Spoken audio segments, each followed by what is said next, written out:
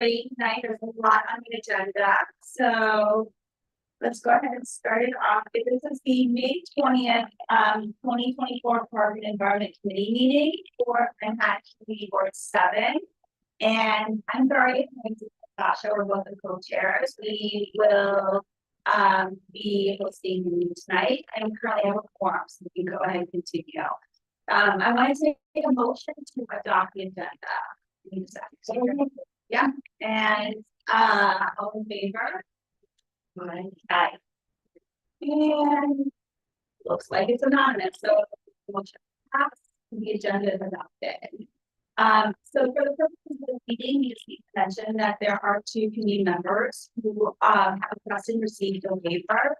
The first one is Flatto-Katz. He's received a waiver related to school travel, and also Elizabeth Caputo, who's received a waiver for medical reasons, and they're both on Zoom. So hi, Abby, Elizabeth.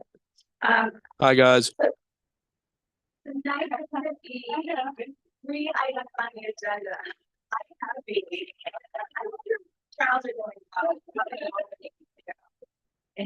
Thank you. Item tonight, and Natasha's going to go ahead and present our first agenda item. We're really excited to have Tricia with us. We have Natasha to go ahead and present. Yeah, hi everyone. Welcome from the public. Yeah, and welcome. And welcome to one of our newest members of the board, Miriam and Alexandra. And Miriam is in the shopping period, so yeah, this meeting is exciting enough in order to be convinced that this is a really worthy of doing. I was going to say I was here last year for a position, and so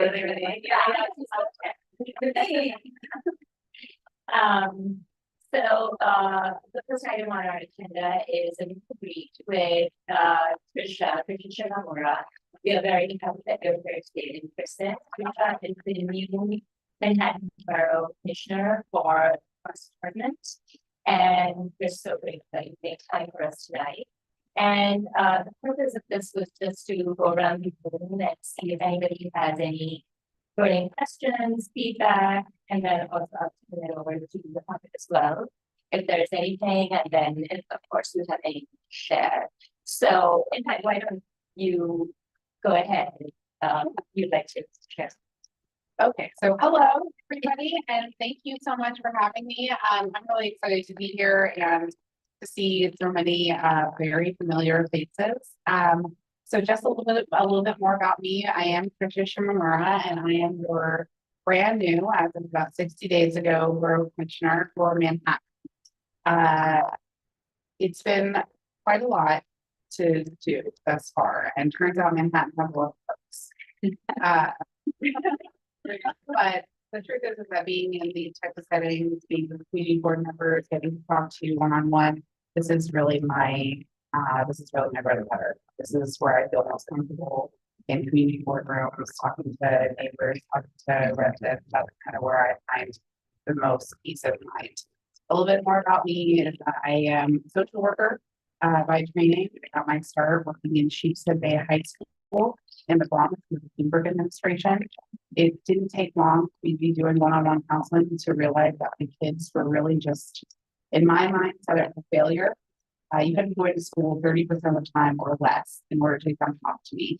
And so while I was trying to talk to these kids about school, I was realizing that they were coming from a broken foster care system, broken criminal justice system, broken education system in many ways. And I just felt like I was focusing so much on the little part, but the larger cycle that they were stuck in, everything from their built environment to the policies that surrounded them, just designed to let them fall through the cracks. And so I was not a good social worker and really decided that I wanted to go into public service, into policy, into government work, because government was really where we fix these bigger problems.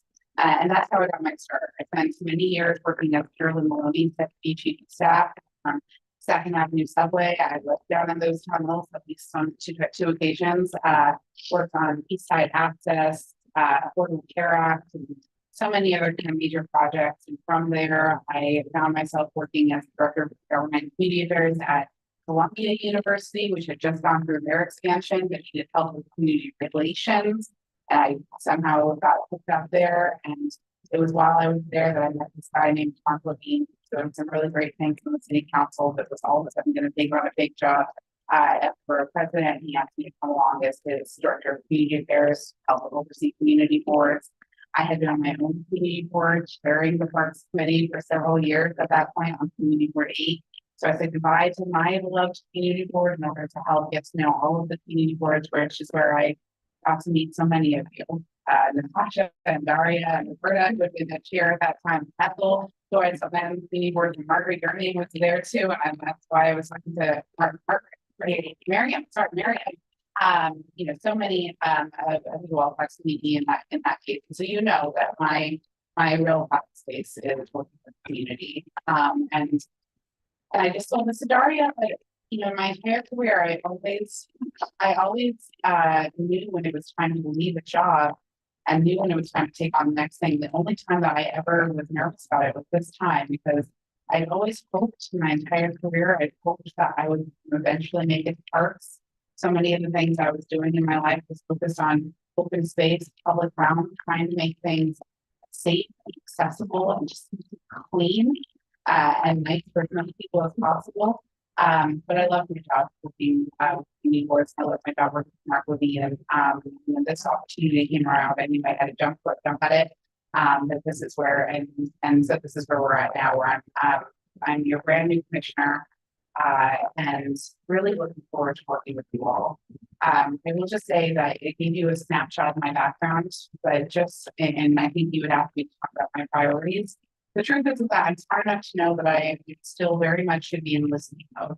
So I don't have a lot of priorities right now. I'm here to listen. I'm here to work with communities.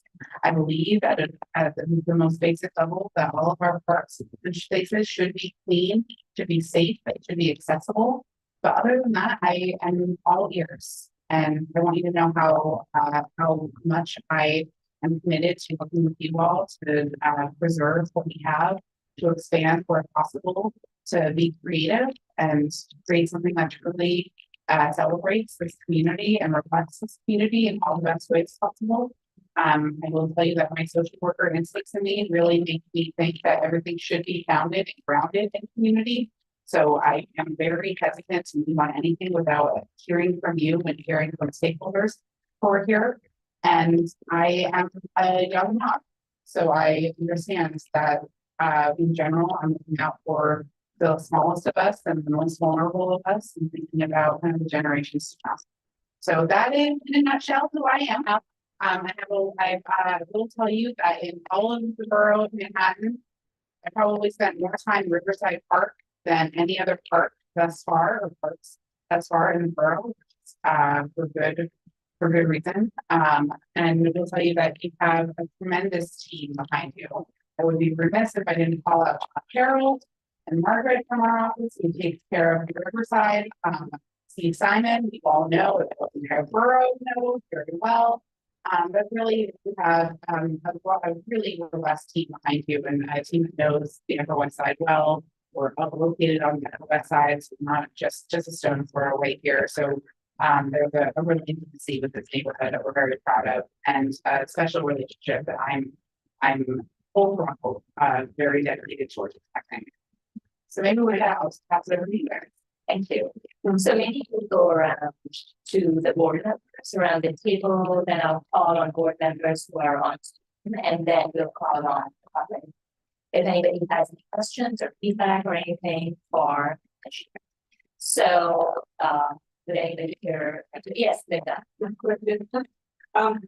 I'm in Central Park in the morning every weekend, almost every weekend with my dog, and so, and of course there's people riding their bikes on the on the great lawn, etc.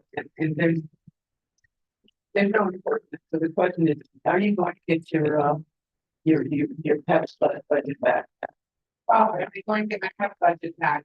Budget is still being determined right now. We were listening to hearing today about the mayor's proposed budget and what it looks like. I can tell you, I'm in Center Park every weekend now too. Where are you? I come in on 65th Street on the left side. Where are you? I come in at 85th. Mhm. So it's like, it's a wonderful experience. I worked with one of your predecessors many years ago to get it on the books, to get the 9 p.m. to 9 a.m. each thing happening. Unfortunately, it's a little chaotic now. I'm gonna tell you the truth about this. I mean, I hope that we'll get our pepper back. I hope that we're gonna be able to be at full speed. Even if we do, that has less than 300 officers in their entire, yes, in my first thought, 300 officers from the entire state of city, as I understand. So it's extremely limited. Where I think we need to work on is related to bus partnership with Central Park Conservancy, which also has some additional resources there. But because when it comes to Central Park, we need to, and for any, frankly, any conservancy, we have like an iconic park where we really need to look at partnerships there. So I'm more than happy to, I have a meeting with Central Park with Conservancy regularly about their resources. I can have them to have an eye towards it. I was actually noticing at 65th Street around Picture Fields over there where I saw some bugs. And I made mention to them. I saw them. I actually saw some officers and their that force, which is supplemented by conservancy funding. And so I'm happy to apply for the 85th Street location too. Really, it's the northern side truck all around Great Lawn. You can at any time on tonight, by the time you have 300-400 people with their dogs. So it's a wonderful experience. We worked hard to get it, but it's right now. It's done a little all right. Absolutely. I can follow. Thank you. Yeah, no problem at all. I understand. Thank you. Does anybody else? Yeah. We do our capital. And that's what the priorities. And one of the top things. So we'll continue to and what we discovered is that there were a couple of playgrounds in the northern part of the town that we don't want to use it because there were crabs that were open with them. And when we looked at the sense of the number of children who were on these playgrounds, they were about to build them like that. But that wasn't the right way to take a small child there. So those became our top priorities and we have that funding for some of them. Year after, right? You have. I actually have some updates here that I'm happy to share with you on all of the capital projects that you have going on. And I will tell you that I would love to think that there are hundreds of people who read your district needs statements. I'm not sure if that's true, but I can tell you that I'm one of them. I read those district needs statements. I've read them for years working in the VP's office. It's how we crafted our whole borough-wide statements over there. I pay attention to what you guys are calling for. I appreciate the constant prioritization of PEP officers. I appreciate you looking at using data-driven metrics in order to look at where you're putting your resources, capital dollars. I really appreciate you doing that to your elected officials as well, trying to get those in there. So I will just tell you that it's not falling on deaf ears. I hear it, we're reading it. I know that others are doing the same. It's helpful for me too when we're talking about and have a various and a wide array of programs when we're talking about funding. When I go to Councilmember Brewer, Councilmember Gray, or others, who say, this is what the community board has really called attention to and really need this piece.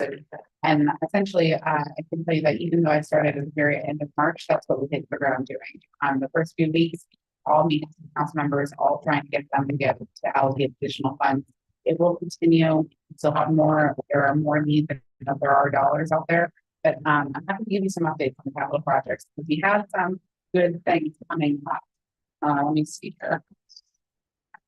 Knowing that you guys are going to be following up here on this. Okay.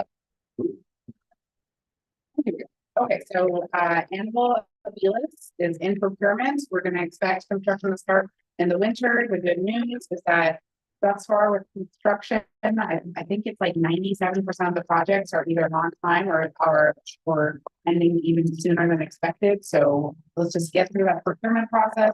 We'll keep on it, but it actually just won an award for the design of that playground. So that's going to be good. Frederick Douglass Playground is in design and with a community input meeting. CB7 attended that meeting, we were just there, we just talked about this, it's great. We'll be presenting the plan for that based on, the feedback that we got in the fall. Sapling playground, this is good. We're gonna be opening up the multi-purpose play area at the end of June, so we'll see you all there for a celebration, opening up that area. And then Salt Bloom Playground, we had a really great event there, actually just last week doing an omni giveaway, gave away over 500 comments there. The basketball court under construction, it's expected to be completed in September. The play equipment area is being designed. Again, we'll be coming back to you all here again in the fall about this design. So we've got a lot of things in the pipeline here. We should continue to advocate for more funding. We appreciate it. Like I said, limited resources that we have, we're so able to accomplish a lot here. And the more you bring this up, the more you put it in your district needs, the more we have it as a priority, not just for this district, but the entire borough. So it's been very positive. We're not Good. And I intend to keep that. sure. So Roberta, our chair, and what you just outlined, you were referring to, am I correct? Every one of those terrific projects are capital projects, which take a long time and undergo a good deal of review and change. I was looking at the initial, and Roberta, maybe I'm all of this, but I was looking at the initial set of expense suggestions, and among them, certain, I had a list of what, you have put in, and I don't have to read it yet, but I guess as I've observed over the years, many years, I have often thought that community boards suggest too many expense projects.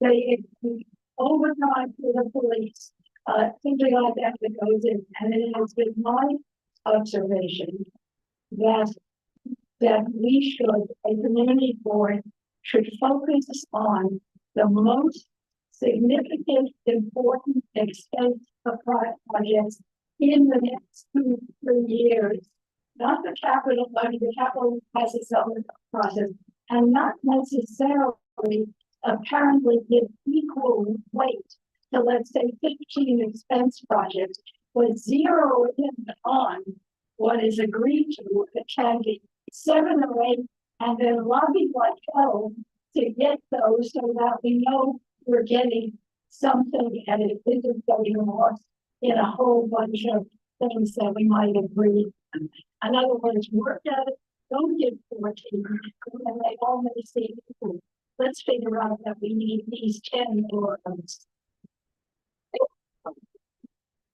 I don't think that I appreciate that. I will admit and say that on my community board, we were all throwing up against the one type of board. So we always threw it across the wall that we would figure until late the night to decide whether or not something was 4th on the list or 7th on the list and the priority list. So I would tell you that, at least in general, I do pay attention to your prior to how you number them for what it's worth. To be honest with you, my ideal relationship, it would be to go back to what Roberta was saying. I would like very much a dialogue so that when we have funding available, when we're trying to decide where to put additional health officers, when we're deciding on long range projects, things like that, whether it be expense or capital, I really would like to have and would like to know that I have a strong relationship with the community boards, that I'm not just relying on your district needs statement on your own statement. I'd like to know that there's a regular kind of relationship and a regular dialogue that can inform what happens. Because yes, how you decide to strategize is certainly up to the board to decide on whether or not you choose the smaller, the kind of more focused approach, or you go the spaghetti against the wall and everything that six goes. But for me, regardless, I want our relationship to be deeper than a piece of paper. I would like it to be very much a dialogue so that when something arises, hopefully, because we know it's going to, no matter what, there's a back and forth and there's a regular kind of lines of communication both with me as well as my team, so that we make decisions based on what we know and robust community feedback, which I think goes, we should go beyond. So And that's what they have, we've got two great chairs and a great committee, so that we can do some modification, discussion, and see if we put in 15 that we want to work that day, 10 that we agree with, and that we're going to all try to do that in the budget process. Thank you. Thank you, Daria. First, I just need to start out by saying, Tricia, given the amazing body of work under your belt, it's very impressive. And you're so young. I don't know how you feel about it. So very kind. I'm not sure about things. Yeah, I'm sure. Anyway, I two things. One is it's some major concerns about Theodore Roosevelt Park. There are 4 of us here on the board. But I'm going to refer to Peter Wright and see who's here. Peter is president. Theodore Roosevelt Park, very long time president. So the other thing I wanted to bring up, in addition to what agreeing with Roberta and Linda about the out of control vehicles that are in the parks, primarily Central Park for me. I wish something could be done about that. It's dangerous. And lastly, I heard from a number of burgers that there's something going on with the water in old Central Park with the birds basically disappeared, and there's no ducks in the ponds. And I wondered if you knew anything about that. And it's just in the park, the rambles weeks. I mean, this is all anecdotal, but I saw my 2 ducks that I've been seeing all every season. So but I can certainly look into it and see. I haven't heard anything about the water. We, in fact, we had a bit of there was a kind of testing that was being done. Yeah, and I had gotten back some good reports. Yeah, admittedly, I was in the ramble 2 weeks ago, but I will. Yeah, definitely look back and get back. I heard it was tested, not to, yeah, why they were tested. Yeah. Okay, thank you. But happy to.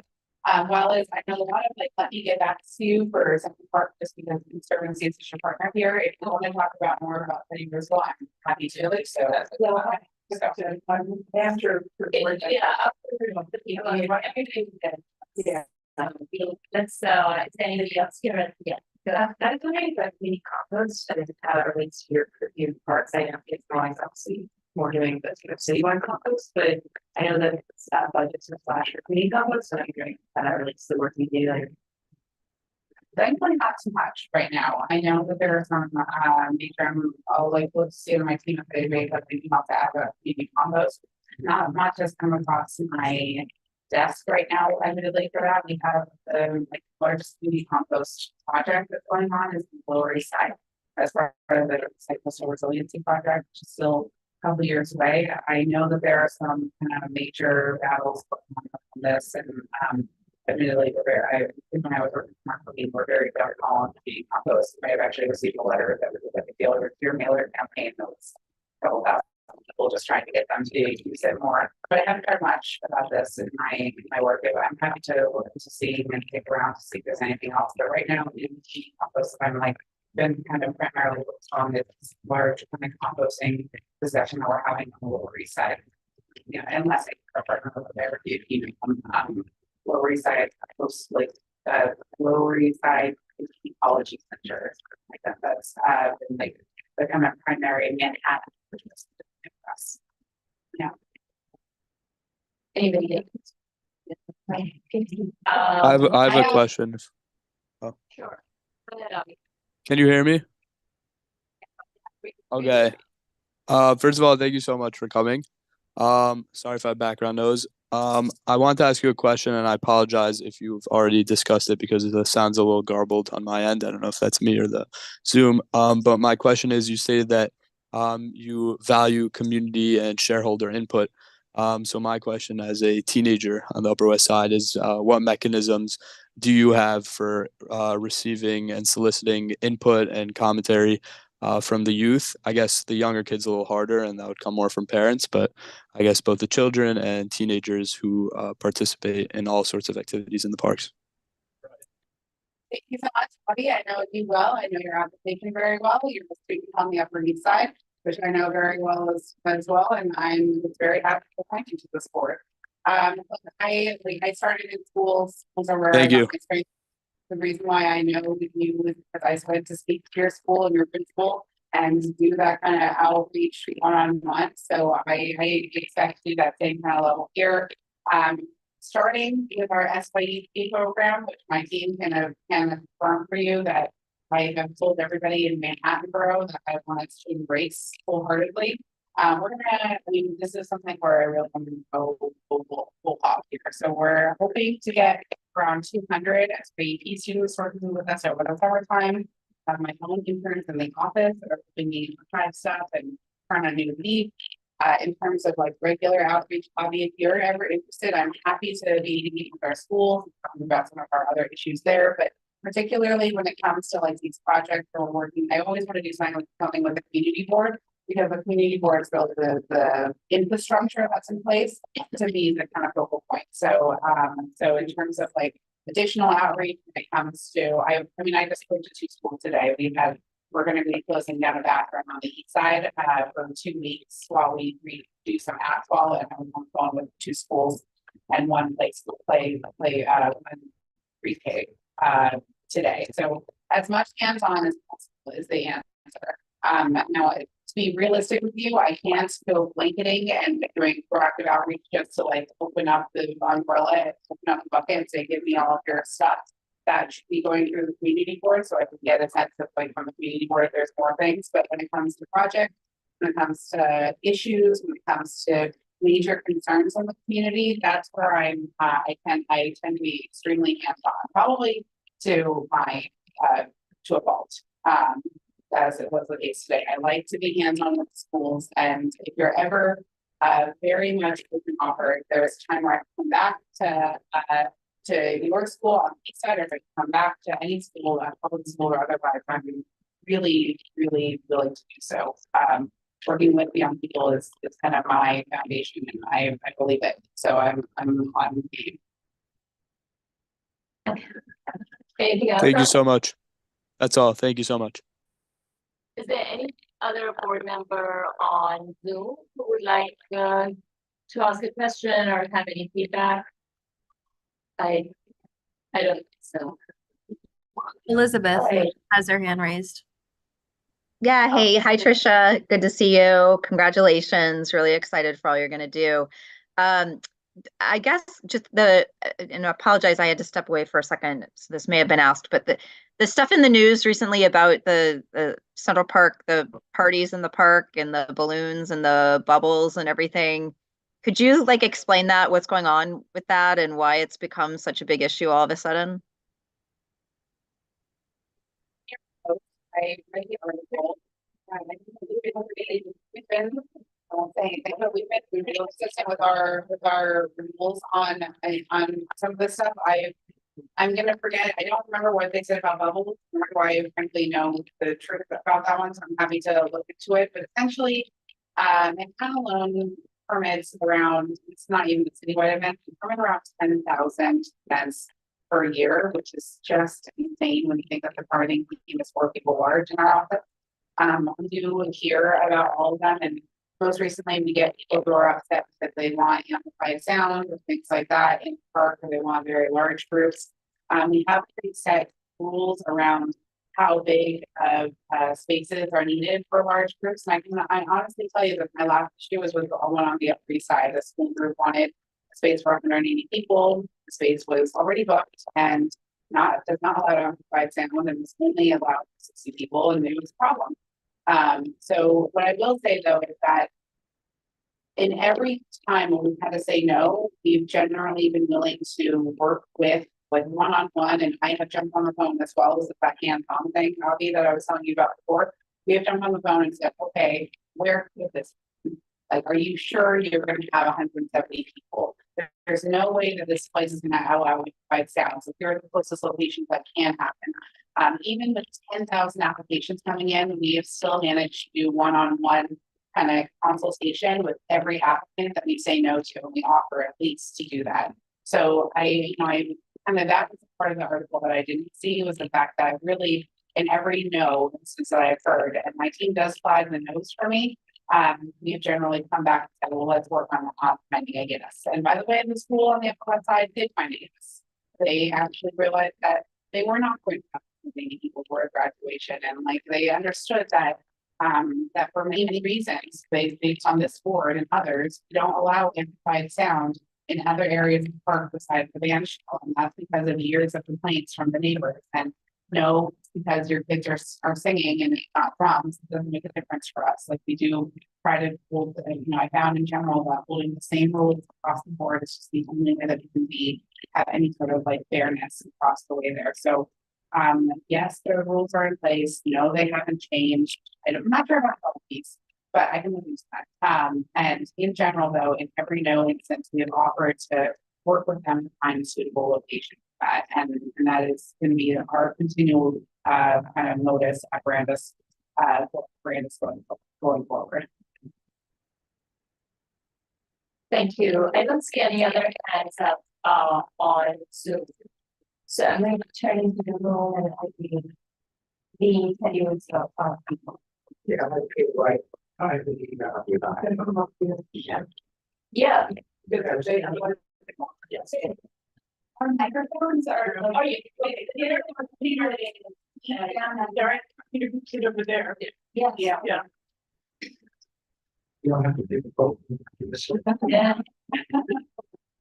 All in favor? Do I hear a second? I'm Peter Wright, president of the Rosenberg Park, and our partner Dan Sybil Young had an excellent meeting with you, and I handed you a bunch of regulatory our MOU.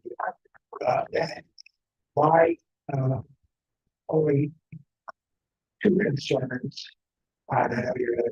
One is that we do not have officers keeping dogs off the lawns, and their predecessor, Commissioner Perez, gave us permission to close when the dog, because unlike any other dog in the city, it's against the wall, and the barking hits the wall, catapults over on 81st, for example, in a Glen Seagull building.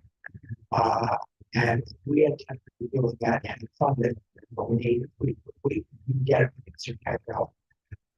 Second subject is, even without seeing, which is recently committed 100,000 a year to the park, the Friends of Roosevelt Park over the years has committed about $2 billion.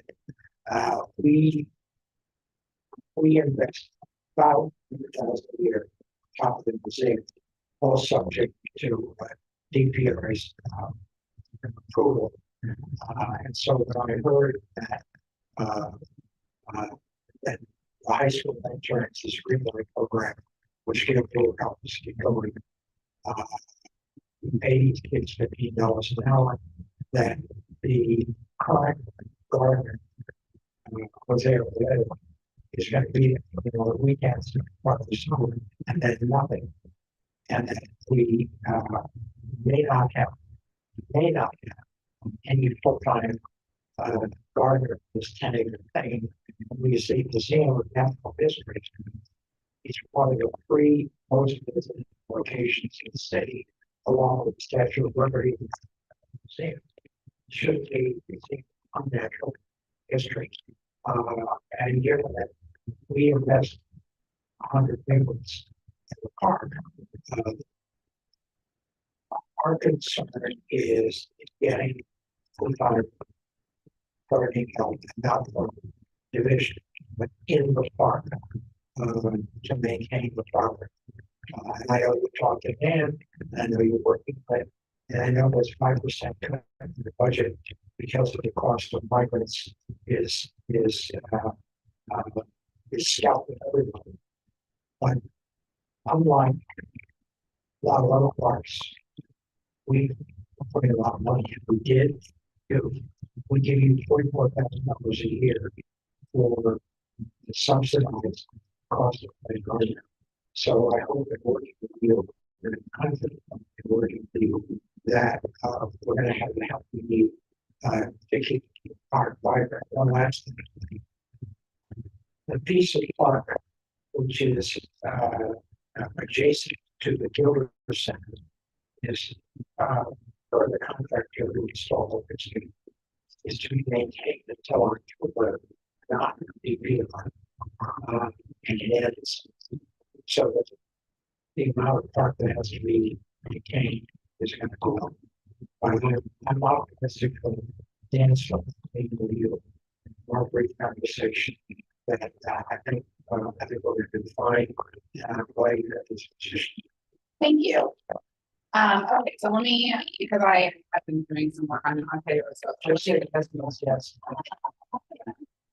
yeah, so let's definitely talk more about the dog run piece, because I like the idea of having some dedicated opening and closing piece that we just need to figure out the details. In terms of Anima, our gardener over there, the gardener extraordinaire, he's definitely there throughout. I've never heard of an end time for that, so I will follow up there, because my understanding is that, yeah, he's still doing the Green Light program, but I never heard like until I've always just heard that he's doing the Green Light program and we're good there. I am working on, yeah, I am trying to work on finding additional. I'm trying. Gardeners are tough right now, and so frankly, we're talking about doing a lot of pipeline programs, of building out apprenticeship programs. I was even challenging some of the qualifications, or we need some of the level of qualifications for you to become gardener. So we're working on it, but when I say that this is like my top priority for gardeners, I mean it. This is truly it here. So I'm trying to figure out a solution for the short term as well as the long term, just to keep up the gardening piece. And then in terms of additional presence of DPR or parks, we've been talking a lot about this, and so I don't want to announce anything too prematurely, but I am seriously having conversations internally to see about what we can do to have a little bit more of a full out presence there for parks 7 days a week, all the time, just to make sure that if there's somebody there that's checking on the garbage, we know that this is our premier gem of the Upper West Side. We know how many people use it. I want to make sure that garbage is always picked up, that we know that the visitor center has the larger space, that somebody's looking for lawns, that somebody's making sure that this is happening. And that probably needs a little bit more of a staffing built up there. So all more to come on this, and I'm looking forward to meeting with you on it. I take it very seriously, and good. It's the landscape. No, I hear that. The Museum of Natural History also kind of warned everybody's nervous about the summertime. I think this is like the first like through and through summer that we're gonna have builder sector opening up and everything being, and I don't really want to chase down a bad situation. Particularly what we're doing in Super Park. I want to get ahead of it and make sure that we're kind of robust with as much as we can when possible. So definitely looking forward to working with you. It's 1000% on my radar. It's there. We, like I said, met with Dan, board meeting, and the rest of the board, and yeah, this is to the extent that I can reiterate that this is not just any park. Although I love my pocket parks very much, and I should argue them for them all day long. This is really the gem of the West Side here. This is the premier area that welcomes both neighbors and a very large international population. Obviously, it's become as iconic as any other major thoroughfare or major kind of visiting center or visiting point or attraction throughout the city. So I know how important this green space and open space is. Take a tour. I had one problem with private money. As I put into level, I found it for the sidewalk service. It's Riverside Drive without service. Yeah, I know. And I think it's one of our teenage right. There. If you remember, was built in the front yard below because it was not connected to anything. The problem in the private sector is that people think this part of the museum. And so they get people to contribute money when they think it's already taken care of. It's so we raised $400,000, $1986 the first year of what was then established at the Riverside Park. we're like raise and private stuff. We have it down on 600,000. 50,000. Because people don't think that it is a farm. But anyway, I think you're on track. We said the fact that resources are limited, and we got so many people here that know about it. We've got two of our board members, right? Namaste. And it'll take more time. And thank you, Jason. Yeah. Thank you. Good. Okay. Thank you.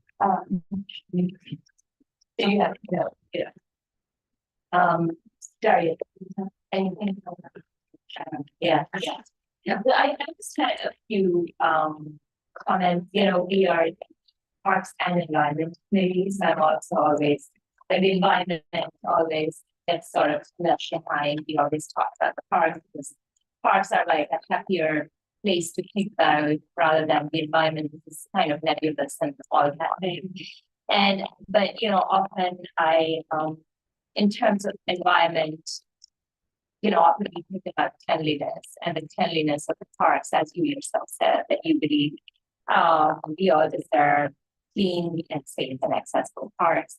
So I would advocate for more of a partnership with DSNY, especially during the summer months.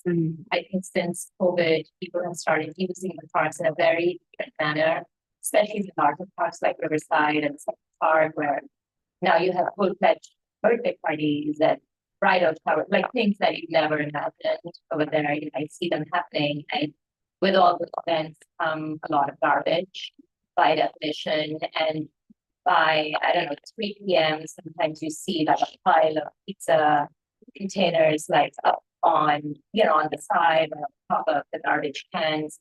So maybe just strengthen like garbage pickups at least in the summer. I think it make a huge difference, not just with the quality of life in the park and the visitor experience, but also with the rat population, frankly, which is something we're always chasing after.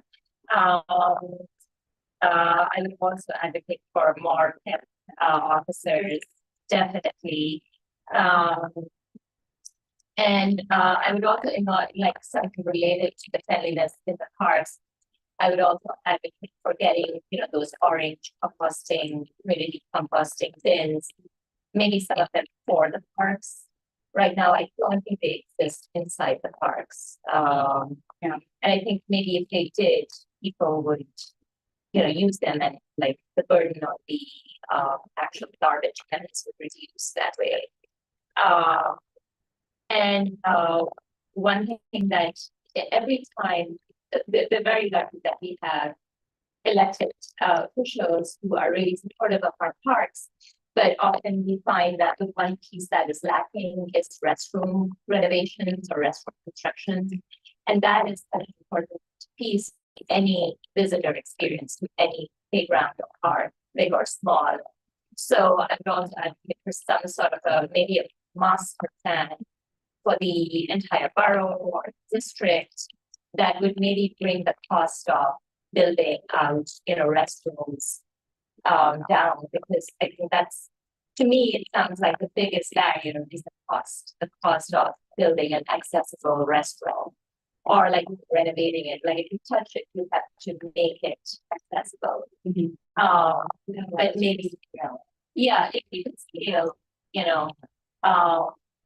have some sort of plan that within a certain square footage, there should be this number of restaurants related to playgrounds and parks. And I understand DPR's job is not to provide sanitation or restroom services to the city, but within playgrounds and parks, it's very, very lacking. So that was all. Perfect. Can I respond to that? Yes. I mean, you're totally correct. Parks Department has, I heard this and now I'm embarrassed because I'm going to forget the exact, but I think it's 67% of all public restrooms fall under Parks jurisdiction. So when we talk about public restrooms discussion, we are 1000% one of the stakeholders at the table. And Commissioner Donahue today at budget hearing talked about the fact that we have, I think, something like 30 renovations in the pipeline, 20 new restrooms being in the pipeline as well, so roughly 50 or so coming on board in the next few years, but we think of a total quantity of, I think, 1,600 or so. That's the drop in the bucket, and how we maintain them, how we consistently are looking at maintenance essentially is really important. And some of the questions that I've been asking myself, why are we closing restrooms? When we close them, how long are they closed for? How much is it costing to make them accessible? What are we looking for? All these questions are things that I'm also asking and looking into. So I don't have much to say other than acknowledging that we absolutely have a stake in this. Parks are really have the biggest stake on this, and we see our marketing world of like public restrooms, bathrooms, things like that. So it is definitely our responsibility, and I have a big seat of invitation. And in terms of resiliency and environment, I'm really glad you brought it because I would be remiss if I didn't say that. And normally I say the same thing when people are asking me, I say keep it clean, keep it safe, keep it accessible. These are the only things you need to focus on right now.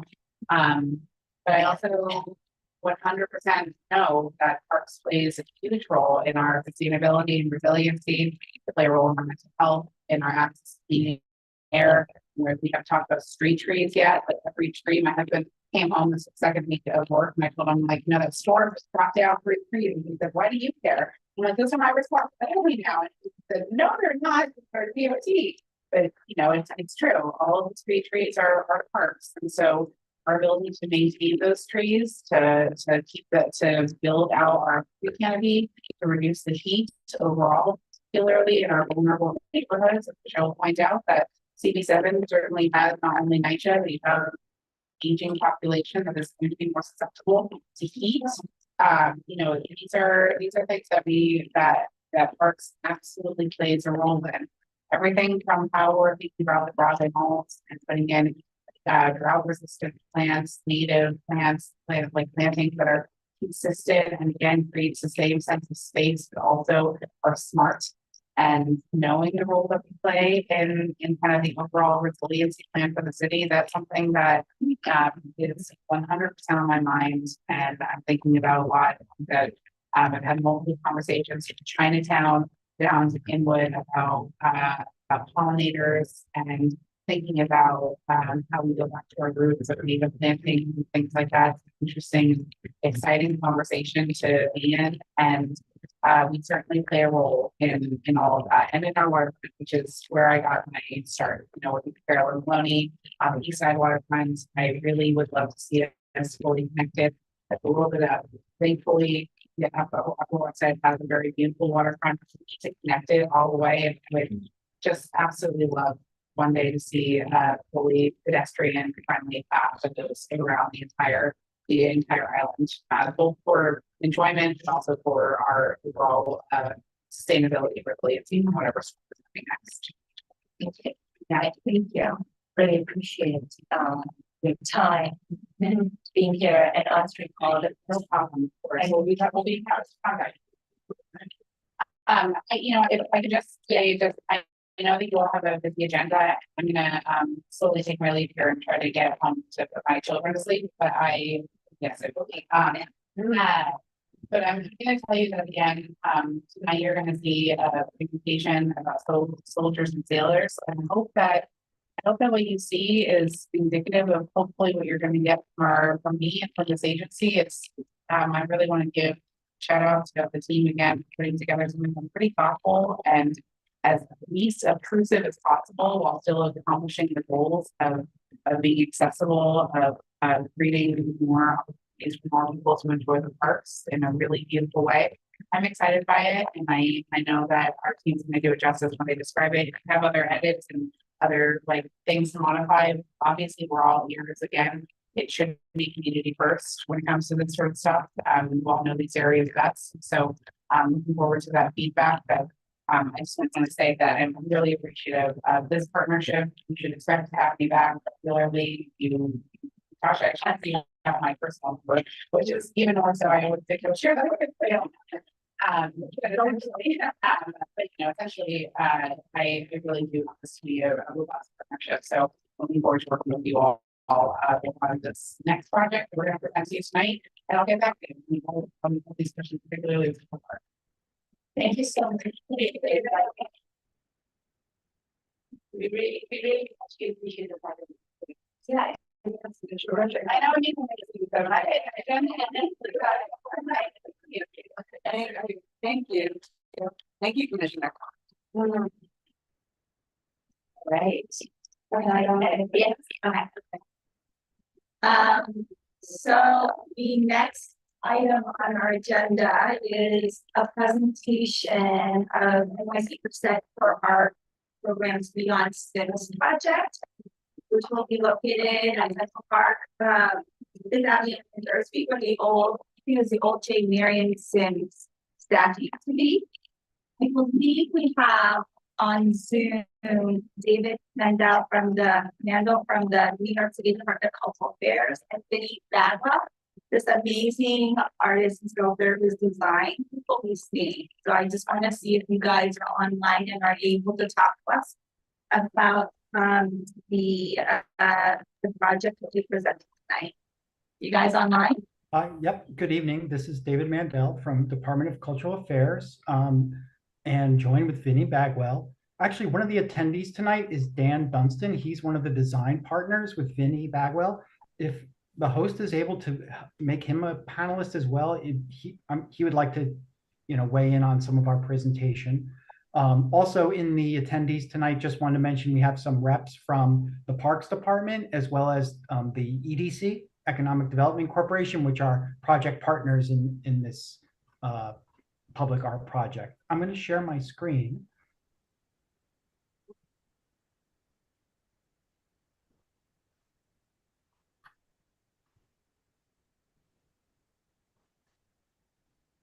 Okay, great. Can you see my slides? Yes. Okay, great. Again, thank you, Community Board 7. We're here tonight to provide an update on the conceptual design for the Beyond Sims public artwork project. I'd like to start with just an introduction about the Percent for Art program and a little bit of the context for this project. And then I'm going to turn it over to artist Vinnie Bagwell, who's going to walk you through her design for the project. We are, as part of our community outreach, we are presenting to all the community boards that surround Central Park this month. As this project's located actually in Community Board 11, but as it's adjacent to Central Park, and we're going to be going to the Landmarks Preservation Commission as well as the Public Design Commission. It's important that we provide this update to all the community boards that are surrounding the park. As a action item, we do request, if you feel appropriate, we'd love to have a letter of support for the project after we present it and have some time for Q&A. So looking forward to your feedback and response. When we're talking about public art, Percent for Art program considers public art a successful intersection of the public space and its design and spatial qualities, the art, meaning the artist and their practice, and the community, ultimately the users and the community and the audiences where a project will ultimately be located in the public realm. Percent for Art law was established in 1982 that says that 1% of city capital funds for newly constructed or reconstructed buildings are appropriated for works of art. The image on the left shows the dedication of the first Percent for Art project in 1985 that's located in East Harlem. And you see on the right is an image of it more recent from 2021. This is to show that these are permanent, site-specific works of art that are meant to be durable, enduring, and in the public realm for years to come. Since 1985, there have been over 350% for art projects completed. We have over 100 projects currently in process and counting. Projects are all across the 5 boroughs in a diversity of spaces such as courthouses, parks, libraries, recreation centers, health centers, schools, cultural institutions, and on and on. And these projects represent a diversity of artists, styles, mediums, materials, representing, a world-renowned, art collection and enhancing civic life and public life in New York City. So what we're here tonight to update you on is a project that is essentially related to the statue that stood at Fifth Avenue and East 103rd from 1934 to 2018 of Dr. James Marion Sims. Dr. Sims has been often referred to as the father of modern gynecology, but many of his medical advancements came at the expense of experiments on enslaved Black women. And as this legacy has been re-examined and over the years and protested, and in January 2018, in response to sustained criticism of this legacy, the city convened a special advisory commission on art, monuments, and markers. And it was determined that this project, this statue would be removed, relocated, and replaced. And the Percent for Art program was given the task of kind of overseeing the process of the replacement of the statue. And so that's where we are tonight. So using our Percent for Art program as the vehicle to commission the artwork, we convene a selection panel, and it's a diverse panel that can,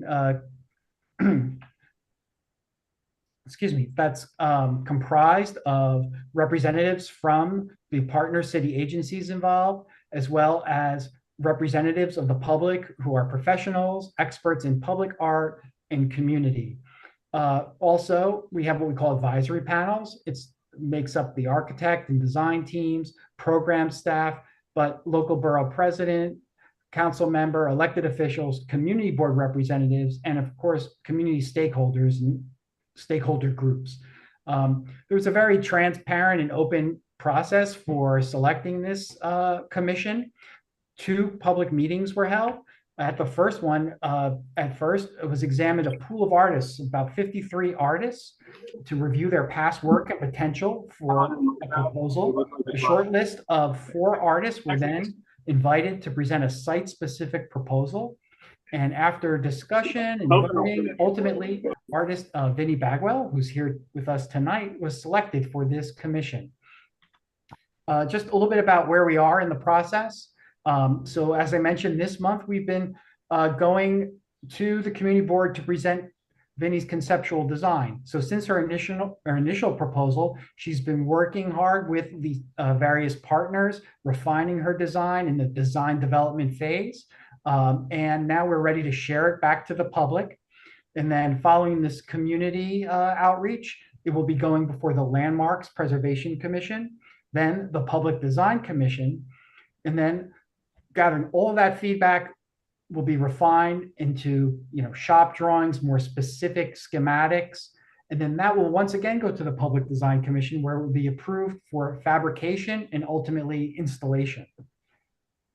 So again, we're very excited to share this update with you. I'm going to turn it over now to Vinnie Bagwell and her design partner, Dan, who's with us tonight, to tell you all about Vinnie's going to tell you about herself, her artistic practice, and of course, her design for the project. So take it away, Vinnie. Thank you. Good evening. I want to say thank you for having us. We're so delighted to have gotten this far in the process. Civic engagement, talking to the community is really valuable to me in my practice. I like to hear feedback before, not afterwards. Would you please advance the next slide? Thanks.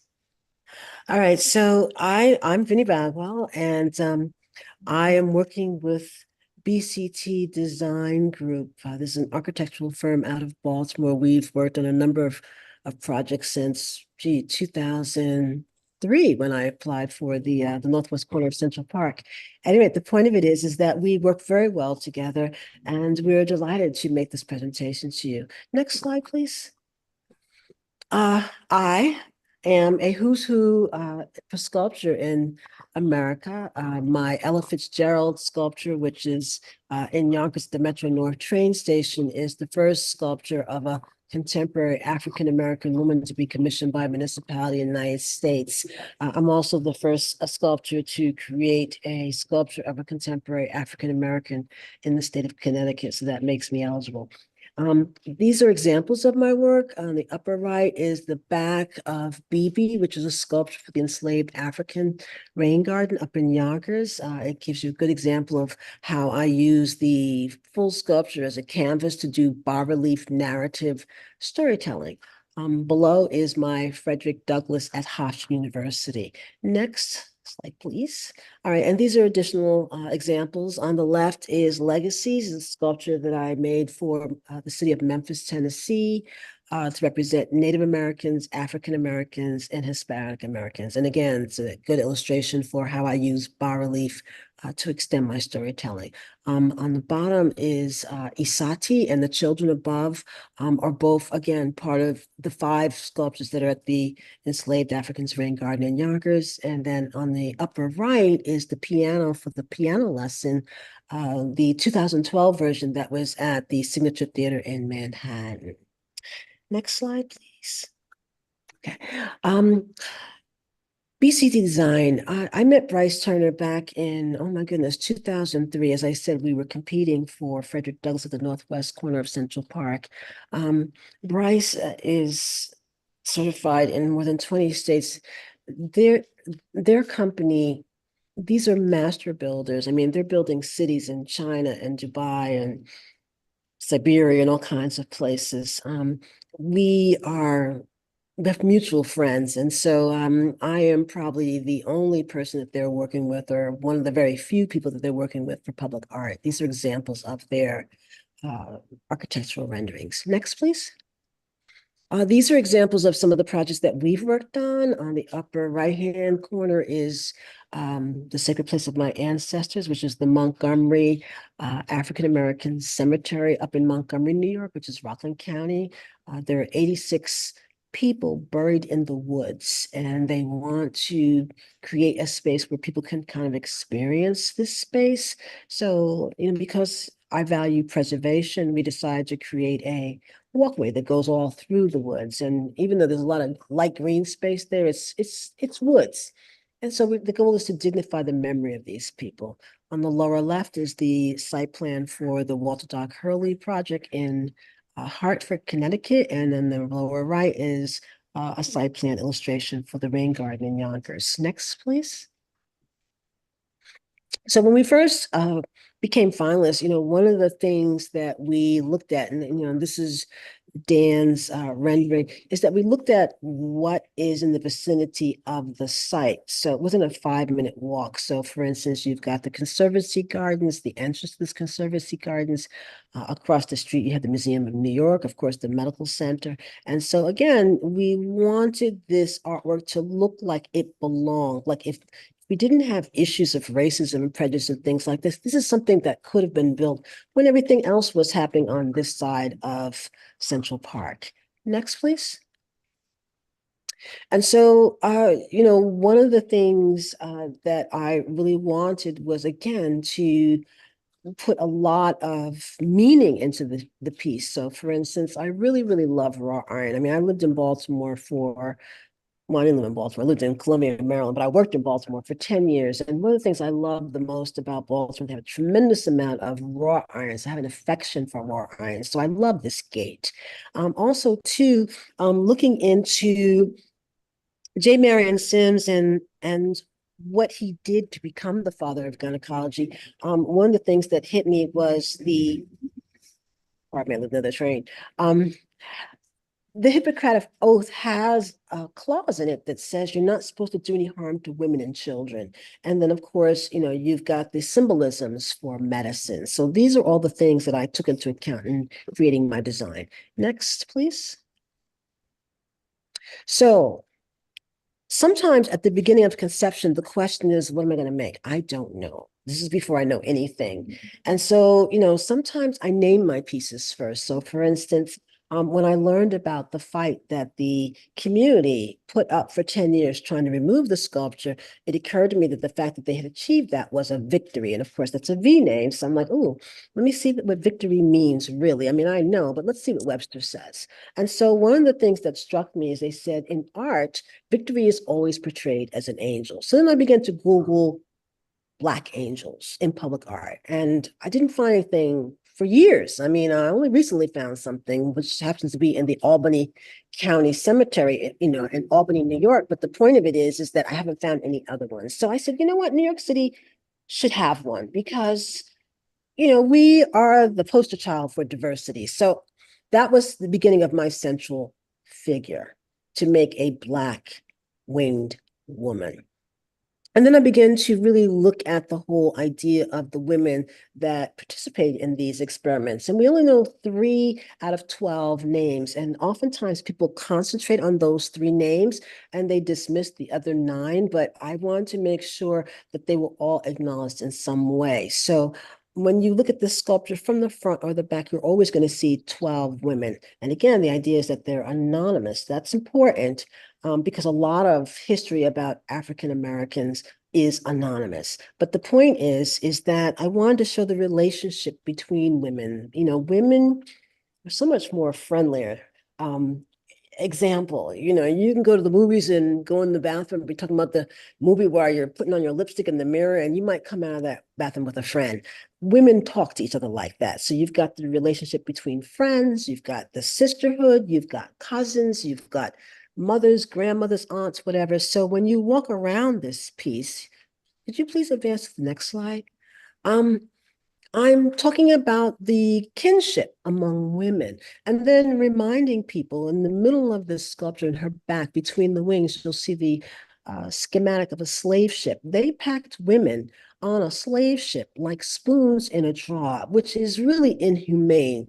And so again, just trying to make people understand the plight of these women and the sacrifice that they made for the name of medicine for all women. The staff that she's holding has the reef on it, which means eternity. And then, of course, you've got the arc of Asclepius, which is the real symbol for medicine. Next, please. So Dan can weigh in this one. One of the concerns that I had was I don't like the old plinth. I didn't want to use anything from J. Marion Sims. I'm like, can we please throw that out? They said yes. So then the next question is, well, what happens when you throw out the plinth? Is there a hole in the wall? It's like, yes, there is. That hole is like 12 feet wide. It's a good size hole. And it's not necessarily an invitation to come into the gardens that way. So I said, well, let's create a really big gate that just kind of works in this space. So this is when Dan and I began our conversation about what the goals were. So one of the features that was really important to me, in addition to the artwork, was the gate. Dan, do you want to talk about the gate a little bit? Yeah, thanks, Vinnie. I really appreciated this idea of Vinnie's to put a gate in this area. There's a lot going on here, and this gate helps to capture your attention, to say, hey, look over here and focus on the sculpture. And one thing we're trying to do is set the tone of the space. When you're in this space, we want you to feel like you're in a special area, and we want you to be in the right mindset to receive the message and the story told by Vinnie through these bas reliefs on Victory here. So we want you to put you in the right frame of mind to learn something very profound that happened in our history. Thank you. Next. Oh, wait, go back. Okay, so she's standing on a pedestal that's a little higher than normal for me. Normally I have really low pedestals, but I wanted to provide an opportunity for people, if they wanted to, it's high enough for you to sit on that. Like, it's 18 inches high on purpose. And this is rainbow granite, which is the hardest granite that there is. And the fact that it's pink mattered to me because it's more feminine than, I'll just say, gray. Next, please.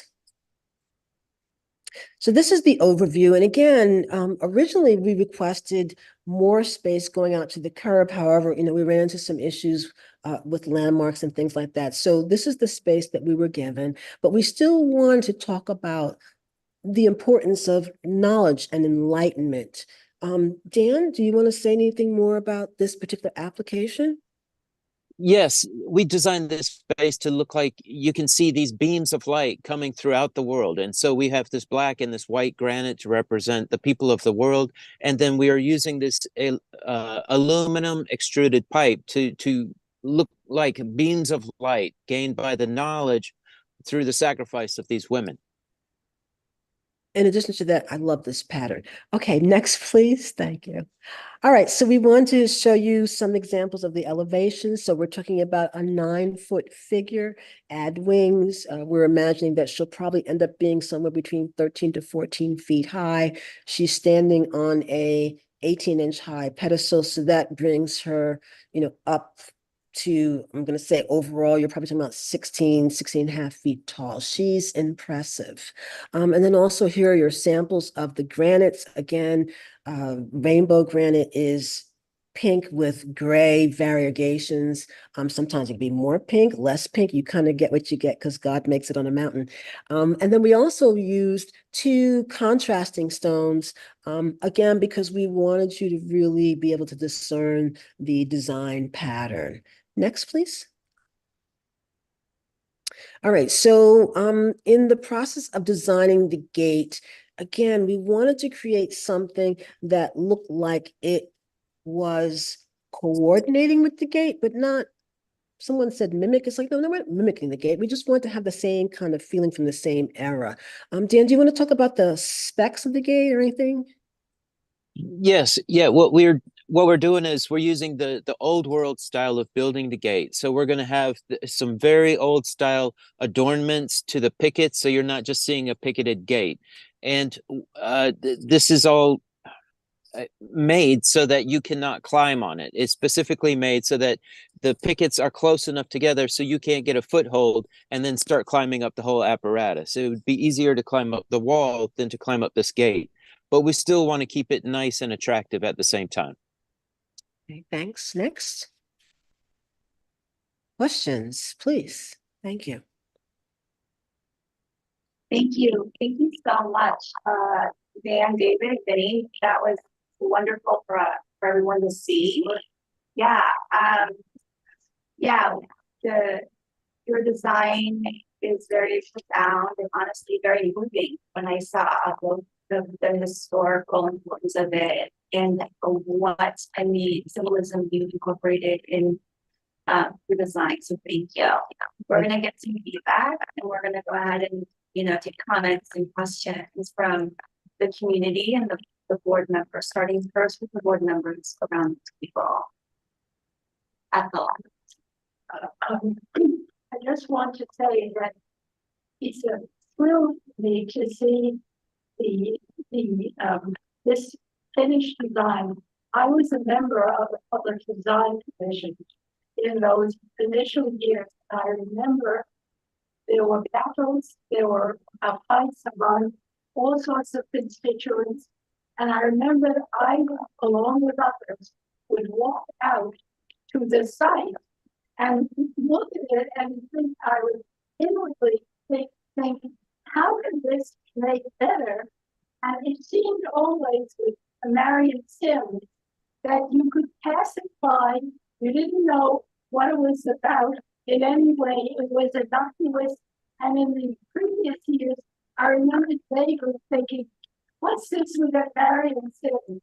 Then when I learned this history, to such an extent, I will say that I felt, as others did, just privileged to have a part in it and to learn about what you were doing. And I know that you were communicating with the community and so many others.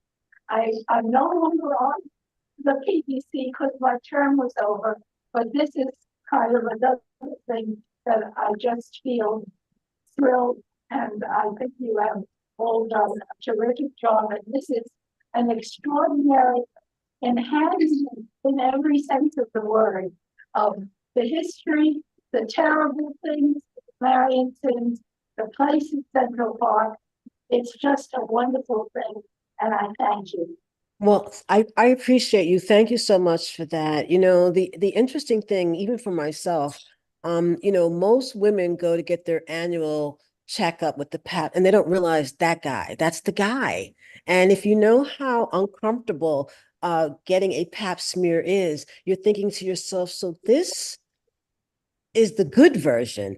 Oh my God, what does that mean? What did they go through? You just kind of cringe. And if you have an opportunity to see the kinds of tools that he made before the now tools, it's just horrifying. And so for me, the importance was to make something that people would want to stop and at least look at. And if I could get them to look, then I could draw them in and tell them the story. And I think women will have no problem getting this story because, you know, we can relate to the experience because of, you know, again, what we had to do to take care of our bodies. But the point of it is that I just think it's so amazing that we've reached a point in time where we can tell the story from their perspective. That I'm just so proud to be the one to tell the story. Thank you. Thank you. It's beautiful. It's so moving. Are there any other comments online? Do we have members, any members, board members online? Any comments or questions?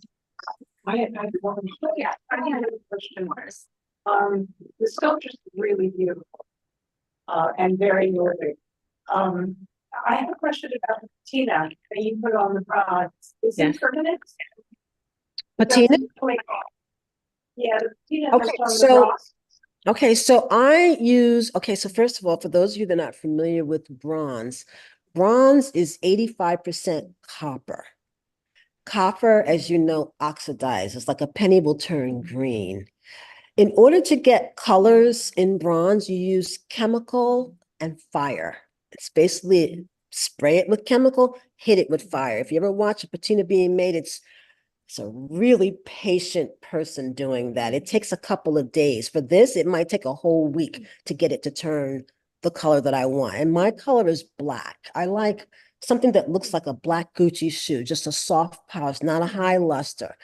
So the finishing for a bronze sculpture is you have hot wax application where they literally putting wax on it. And again, hitting it with fire because the heat opens up the pores of the metal, which allows the wax to go in. This is useful to resist vandalism. Then you do a cold wax, which is, again, like kiwi polish, you're just, you know, putting on and buffing it off.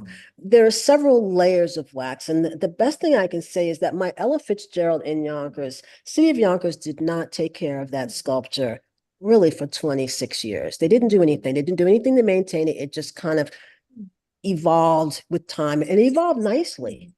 And then 2 years ago, some smart person decides they're going to put a swastika on her crotch, which was horrific. Like, oh my God. I just went out to check the bus schedule and just, because I live across the street from the sculpture, I turned around, I was horrified, like, whoa. Number one, because it's my artwork. And then number two, the way that it was just like, whoa. So I went over to it and I said, this is the part where I get to see if my maintenance plan actually works. So I went in the house and got soapy water and I come back out and it's not working. Dang it. So I take my fingernail and I go like this and it works. And I stood there and very slowly scraped off some kind of, I don't know, I'll just call it a crayon wax, whatever it was. But I was able to get it off. And then I had a temper tantrum with the City of Yonkers. Like, now you really need to handle the patina. But the point of it is that the wax kept the, whatever they used on it from adhering. And so this is why we wax. This sculpture is going to turn colors. Black turns into a beautiful blue. Usually what happens first is, I mean, like, for instance, you can see my Frederick Douglass. My Frederick Douglass has been in the ground since 2008. He's what I call bluing. So you got this kind of black sculpture that starts to turn dusty blue in the crevices. It's a beautiful evolution of color, and actually it's desirable. It's one of the reasons why I use the black, because I actually like it when the patina starts to turn. If I were to, now mind you, there's a way to get it to look like that brand new, but I don't want it, I want it to be black because I want it to be soft as it evolves. So that's basically how wax is applied. That's pretty much how we do it. We don't lacquer, we wax. And oh, I'm sorry. Yes, you can affect, if somebody were to spray chemicals on that sculpture, depending on what the chemicals are, you can mess up the patina. Yeah, you can. You can mess it up badly, as a matter of fact, depending on how corrosive the chemical is. Lucky for me, I've not really had that happen, but I've seen it happen. And when that does happen, then you have to call the foundry.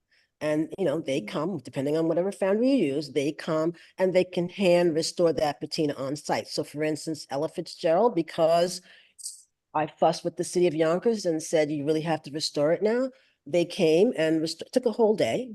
But the point of it is they were able to bring it back to the original patina. Normally, just for the record, bronze is very easy to maintain. You're just gonna buff it once or twice a year with Kiwi shoe polish, for real. That's what you're gonna use. And it's like literally polishing a shoe. You put it on, you buff it off, you're done. That's it for the year. It's not heavy duty maintenance, and that's why we like bronze. Thank you. Thank you, Noella. Your favor? Yeah. Natasha, do you have any questions or comments? No, but I do want to thank you for your time tonight and for making such a detailed presentation and for making us aware of this painful history. At least I was part of it. Well, I appreciate your attention. Thank you so much for the time. Thank you very much. Wonderful. We were so looking forward to seeing, we're coming on what's going to progress and its installation. So thank you. Thank you. Okay. Thank you. Thank you. Thank you. And I'll share a copy of the presentation back to you, to the community board, so you can have it for reference. And yeah, looking forward to keeping you updated as the project moves further along in the process. And it's my understanding I can follow up with you after your next full board meeting. I hope you might be able to pass a motion or a resolution to provide a letter of support for us as we go to the landmarks and then to the design commission. To be clear, you need a resolution for this? No. However, your community board Okay. does the process. Some just provides us with a letter, that says we presented and the feedback, or Yeah. call it a letter of support. We'd love to have that from you, just to document your feedback. That'd be great. And we're looking forward to keeping you updated. Yeah. Thank you, David. Thank you. Thank you. Great. Thank you. Thank you. Thank you. Thank you for your time. Have a good night. Thanks. Here Bye-bye. goes to your hour. We actually have the third item on the agenda, and this is the Soldier and Village Monument. And I wanted to give our presenter come forward. And also have someone online too. Is that right, Sybil? Sybil present and Sybil part of the results. Oh, great. Okay, got it. What? Even if it was quiet in here, you still would be able to.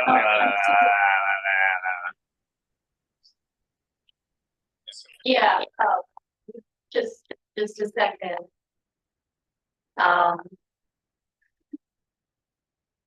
We'll go through this and then we'll, if I could just request everybody to pose their questions till the end.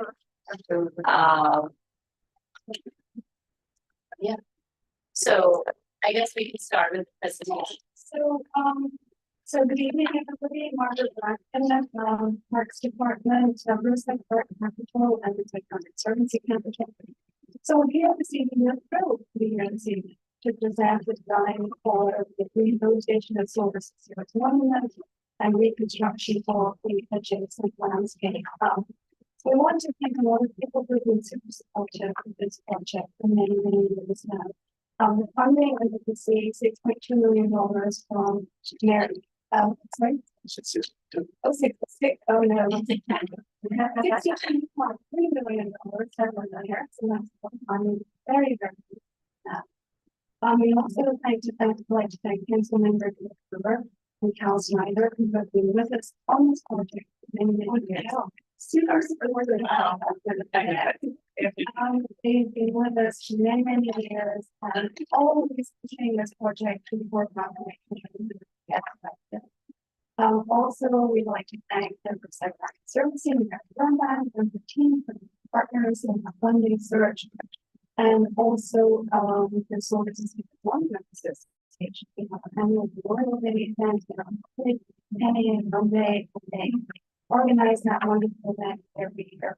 Also, the Landmarks Conservancy, and you guys, we've had many meetings with you all over many years for this. So thank you for your advocating for this, and also for apparently coming to Riverside Park to volunteer for the reason that you're doing a very good job.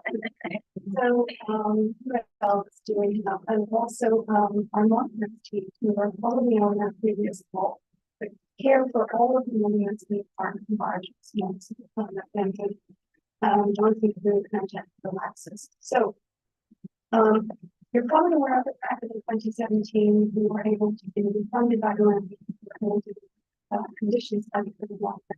That has been incredibly valuable in finding, analyzing the situation, making plans, rehabilitation, and also figuring out this massive price tag that we would have to have in order to work on this project.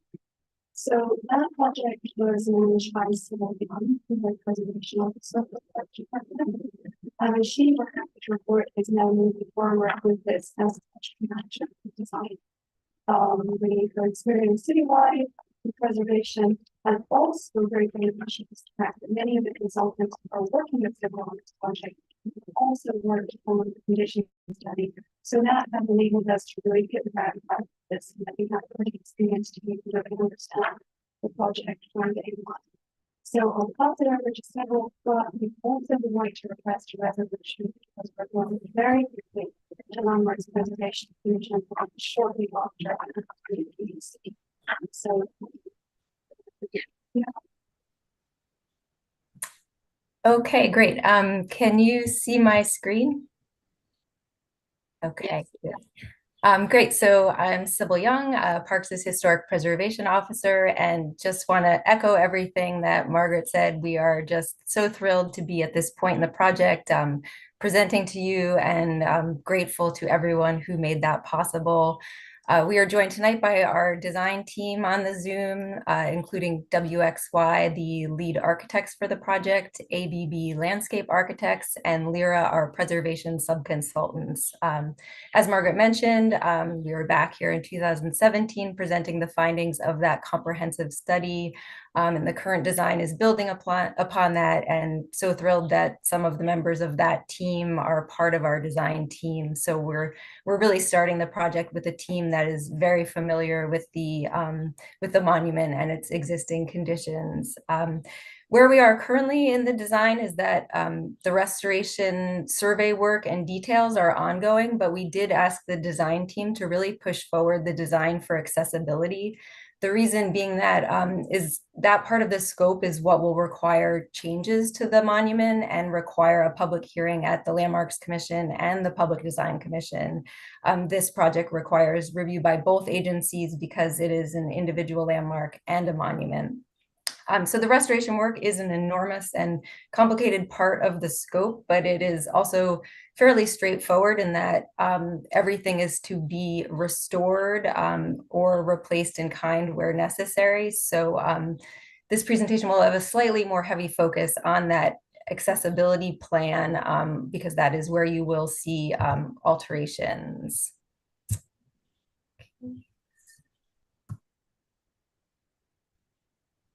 So just showing our site here at 89th and Riverside. Oh, sorry, I jumped one more. Sorry, project goals.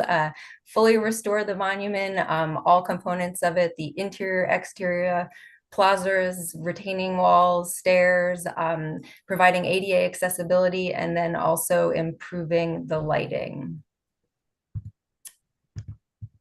Our location at 89th and Riverside. Just some neighborhood context showing the other parks within the area. A few historic photos. This is from 1935. And then this is a good one from 1934 showing the monument's prominence within the park before the railroad was decked over. And an image from 1911 and then the same view today.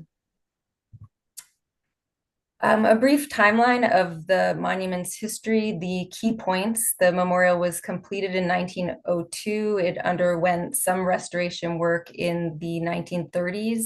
And then in the 1950s, a full restoration of the monument took place.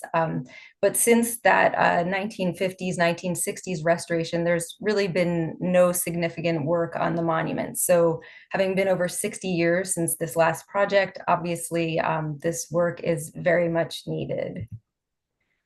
A bit more on the construction history. Something key to note here is that the original paving material at the monument was originally a herringbone brick with marble banding. This brick apparently failed early on and was replaced in the 1930s with concrete. And then that concrete was replaced again in the 1960s with sandstone pavers, which is what exists there today.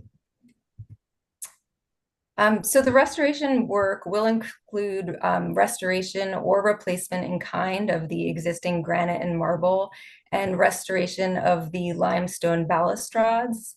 The balustrades were originally marble, but replaced in limestone in the 1950s. So we're considering this historic material since it's been there for as long as it has been. They are also in fairly decent condition with few requiring full replacement. So we're proposing to maintain those limestone balustrades. The one change here is that that sandstone that was installed in the 1950s, 1960s restoration is in very poor condition. Sandstone, due to its softness, really does not hold up as a paving material. So we are proposing to go back to the original design, to that herringbone brick, where the sandstone is currently, and then salvaging the marble banding around that.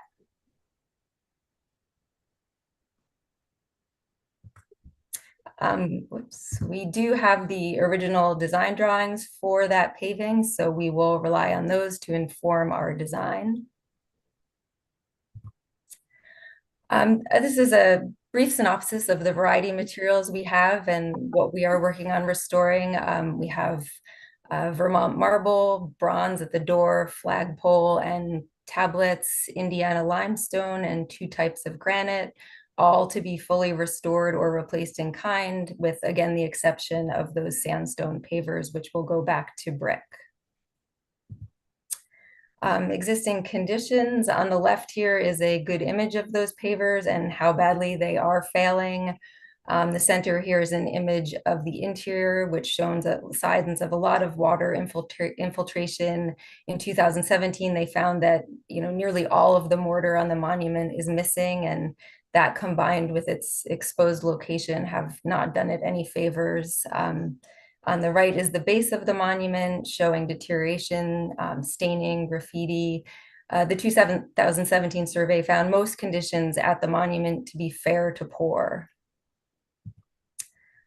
And this is the restoration plan in broad strokes. The subgrade base at the plazas, which dates to 1902, will need to be completely replaced. So all of this paving needs to come up and a new drainage system will be installed. The monument exterior will be cleaned, all the masonry repointed and repaired. The interior will also be repointed, restored, and there is a mosaic tile floor that will be restored as well.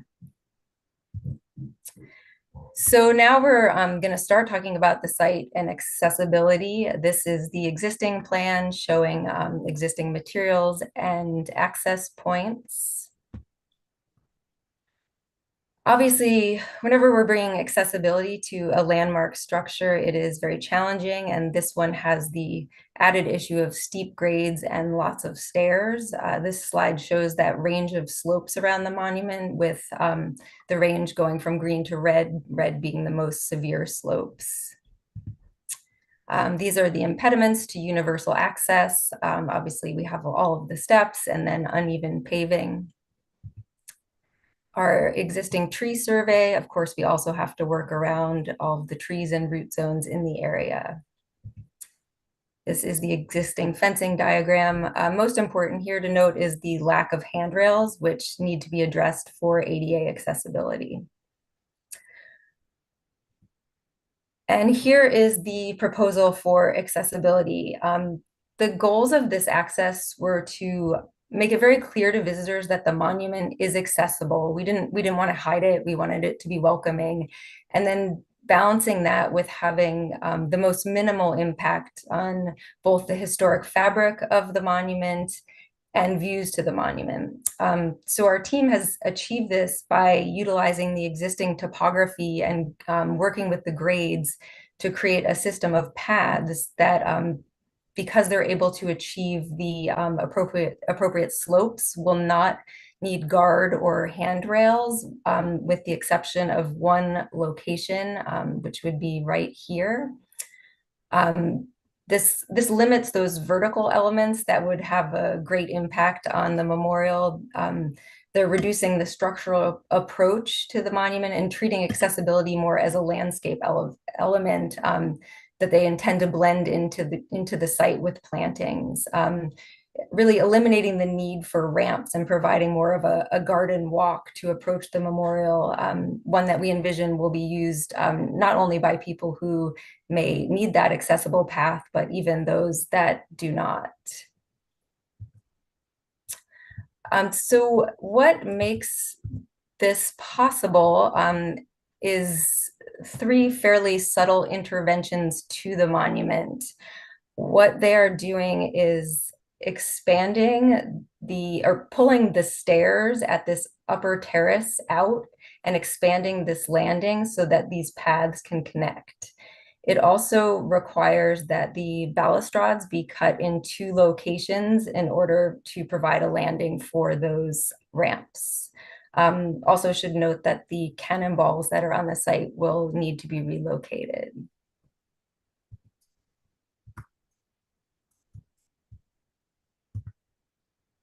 This is just a zoomed in plan.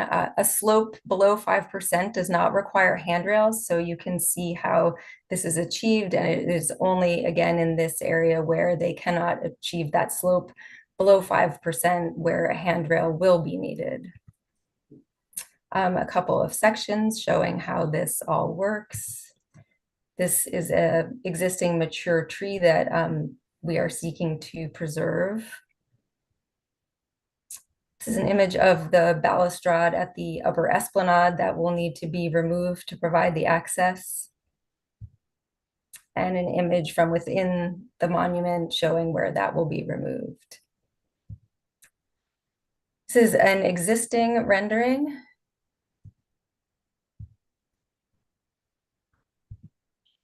And the proposed, whoops, sorry.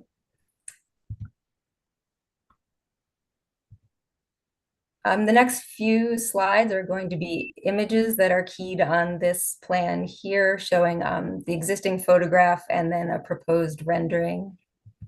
So here we are looking north at the monument. And then the proposed, again, that one handrail is here. Also should note that we are adding handrails to the memorial steps to comply with ADA. Still looking north, but closer to those stairs that are going to be brought out. And the proposed. This is a view on the esplanade next to the monument. And proposed where the balustrade is cut. Existing looking up to the monument from the sidewalk. And proposed. This is set back on Riverside Drive. Proposed. So for the materials palette, we selected materials that were typically found in Riverside Park and or on the monument, and selected because they reflect the existing materials and won't compete with the monument. And those are the granite for the stairs and edging of the paths. The handrails are the typical handrails that you see throughout Riverside Park. New asphalt pavers, and then the paths themselves will be Landmark's gray tinted concrete.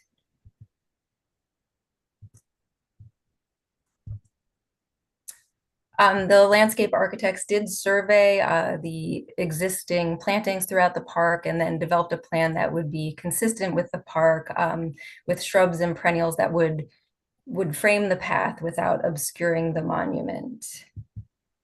So here is that planting palette.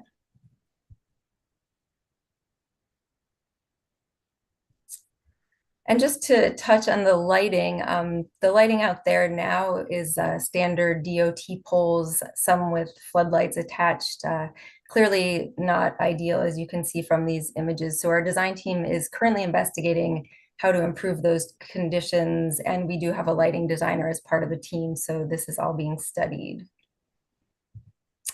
This is the last slide. And as I mentioned, we do have our design team here to answer any questions you may have. Thank you. Let's go around the room for questions, comments. Is there anybody here? Madge, Yes, I'm so sorry that we didn't have the whole committee here, so because certainly the preservation issue. They get, from what I see, it's very, you know, and they use such creative solutions without interfering with things and making it so much more successful. I've been there several times in recent years, and it's the situation it's in now. So I think it's just beautiful. I know I agree. I'm there almost every day because I live there, and I've observed that there's attachments that one has to the monument, and as I get older, I have, you know, gone on different ways, and I thought, wait a minute, I'm going to fall if I don't have a handrail at some point as I go around it. So it's just great. And I have a funny question. Where are you putting the cannon? I mean, yeah, the cannonballs. I want to know because the kids play and so on. So where are they going? Yeah, playing or who would like to weigh in on that one? Yeah, I can share again because we do have a plan. On one of the plans, it does show what we're thinking. You're keeping. It's incredible. Yes, definitely. There are the boys, it's almost always boys on the bikes and whatever, and they go around and they dangerous instruments, but it's part of a big. You may be changing that. This looks like it'll slow down. Yes. Given that I haven't another. I think I can. Yeah. Yes. Oh, that's terrific. You know, I have one other question. Will the inside of it be open? I mean, because that I had always over the years heard about the possibility, or perhaps it occurred before, of a museum inside. And I mean, this is just grand. So about the exterior, but I just wonder, are there any plans for a museum in there which has been talked about? Well, we should start by saying the interior is tiny. Oh, that's access. Yeah, but it's too tiny. Yeah. 4 or 5 people went, oh yeah, okay, it's beautiful. It's absolutely beautiful. It's absolutely stunning. And some people may remember we used to open it Veterans Day, Memorial Day. We would open it, open house. We would sometimes have it open. Since it was deemed not safe to do that, since it's floods, stop doing that. But people should be able to see it. As Margaret said, if you're not going to park, it's no shit.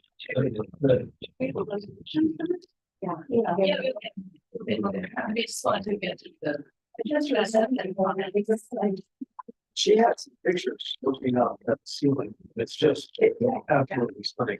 So yes, we want to make it possible for people to go in and experience it. Yes. Beyond that, it's quite small. Yeah. Don't have Thank you. Anybody else in the room who has a question or a comment about this? Daria. Anybody on from the community board who might have a question about this? Hi, Natasha, this is Alex. We have one hand raised and a couple of questions in the Q&A. Yeah, okay, sure. Would you like me to call on the person whose hand is raised first? Yes. Okay.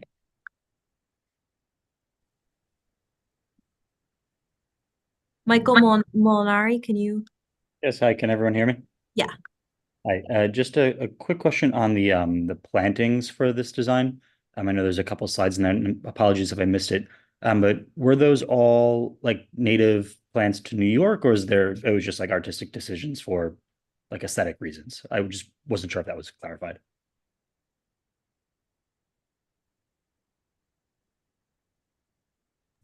Margaret, do you want to answer that one?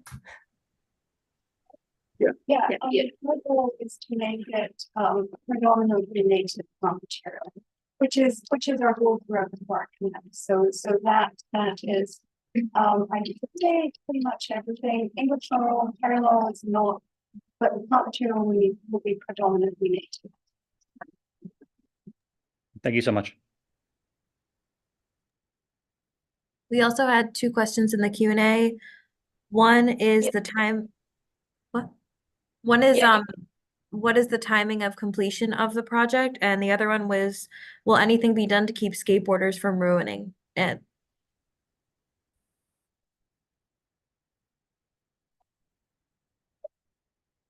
So our design timeline is anticipated to be complete in June of 2025. It's an 18-month design period. And this you can all see on our Parks Capital tracker, which tracks the project and gives all of those dates. So if we're completing design in June of 2025, there's typically a 9 to 12 month procurement process. So we're looking at another year before construction starts after that.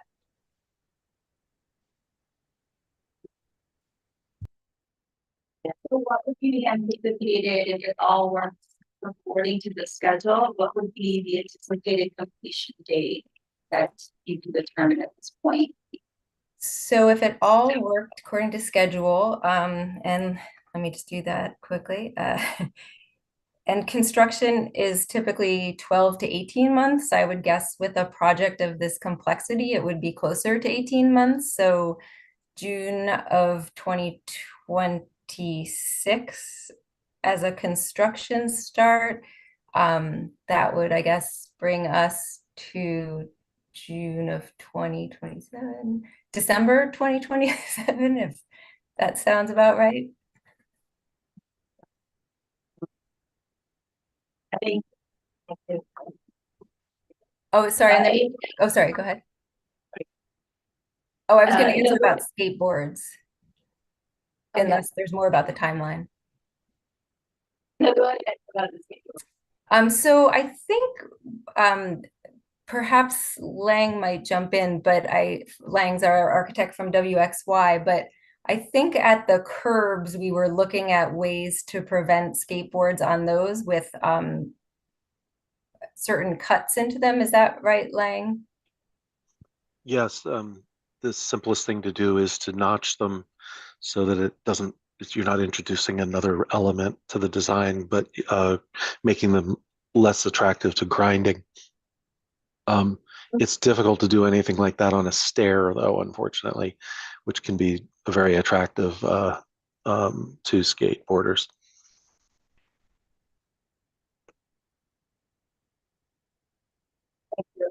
Any other questions in the Q&A or any other hands raised?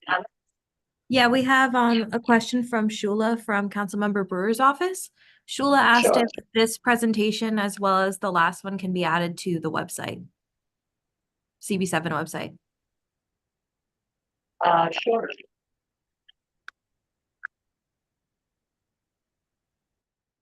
Alex, you take a note of that. And besides Right. that, I don't see any other hands raised. Okay. Daria, you have to. Oh, I'm sorry. Regarding skateboarding, and is there a signage in that would help insurance? Oh, there is signage. There is signage now.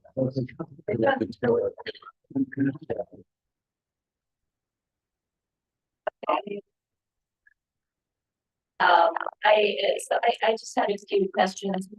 Oh, yes, yeah.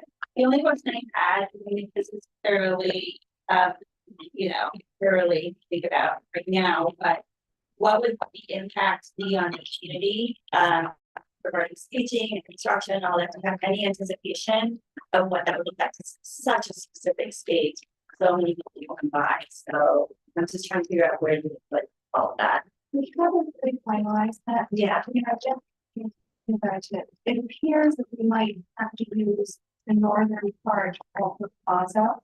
Not very conscious of the northern part of that.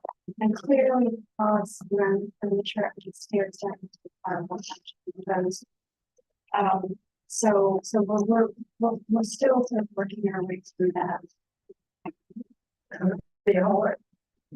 Yeah, come up with a solution for the developer. This one's always up and different ways. But anything that is impacted by the construction, I mean, if we were to use a portion of the northern portion of the plaza, then at the end of the project, it could be restored. Yes, right. So, that is it. Anywhere that we have to use for staging will be. Except for the skateboarders, I really think the public, all the subgroups would just be welcoming this wonderful terrific thing, because everybody has attachments and loves, I think it takes the annoyance of not the people, but it's a wonderful thing. Yeah. It's actually easier because, as we pointed out, it's not so accessible now. That's right. It's gorgeous landscapes and it's lovely ponds. I mean, I think that this area is going to be really, really active. And clearly, with this enhanced horticulture, we're going to have the enhanced horticultural maintenance in that area. So I think, maybe there's going to be a little bit of pressure on the skateboarders to go to. It's wonderful. You may recall that before we put the fence on, right, that area was used. People were they sit with sun. Yes. And think about how active the plaza, Margaret's beautiful restoration of the plaza. So you're absolutely right. That it's going to be very active.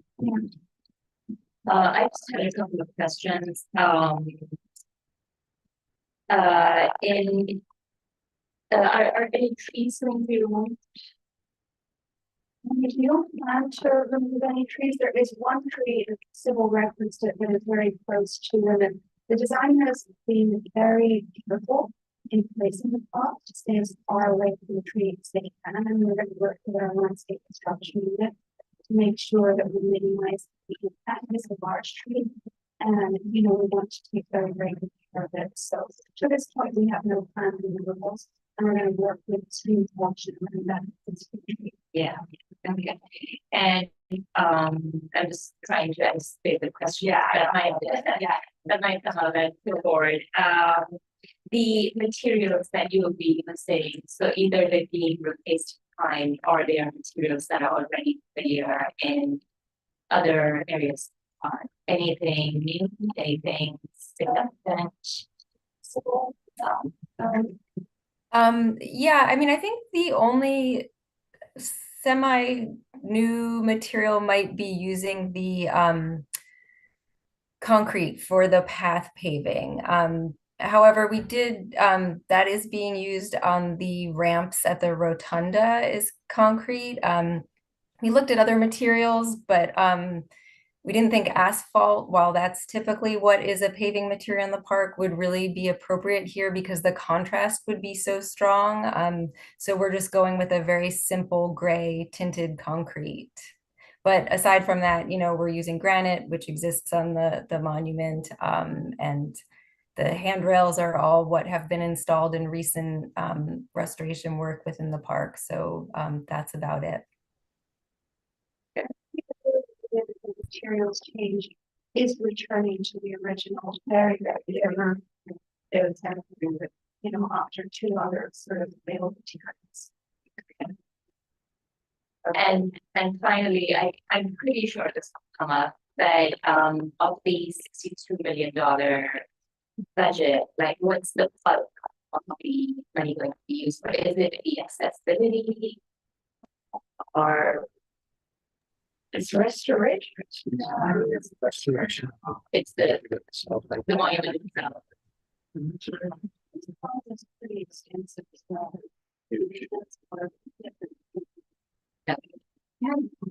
Yeah. The accessibility is important given the levels, but the restoration of the various materials and all of that is really primary and very advancing of the experience.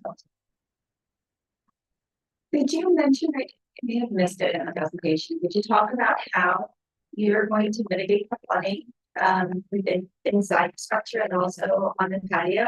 Is that yeah, I only touched on it, but as I mentioned, all of the paving material needs to be removed so that the subgrade base below, which is concrete, can be replaced. That dates to 1902, so it's long overdue for replacement. In addition, it currently has no functioning drainage system. Everything is just going into the monument, into the pavers, and not draining at all. So there's going to be an entirely new drainage system installed as part of the project. Got it. Thank you. The interior requirement, all the water, yeah. So the water is changed between control directions. Right. So you're going to be once we have repointed, then that will be less problematic. And there's, worked on in the new structure. Okay. All right. I think if there are no other questions or comments, what we can do here tonight is just in principle, cast a vote on the design as presented here tonight.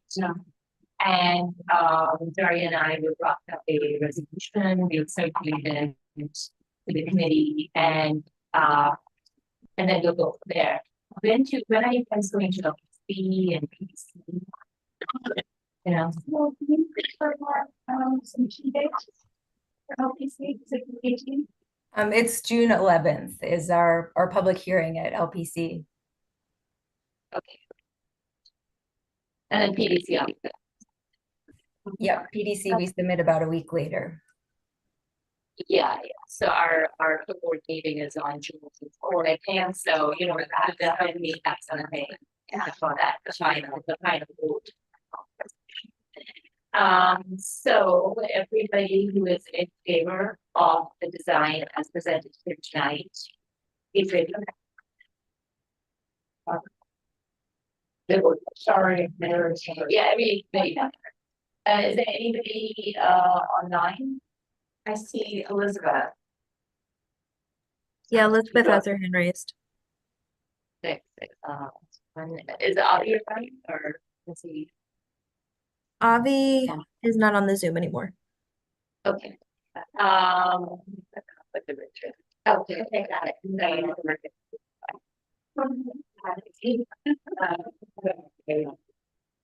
Okay. Non-committee members. You're in favor. Okay. Yeah, you're not working it out. Is there anybody else? I don't think anybody else can vote. Not committee members. No, but I did the non-thing number vote over here, but anybody on this. And you're cannot vote.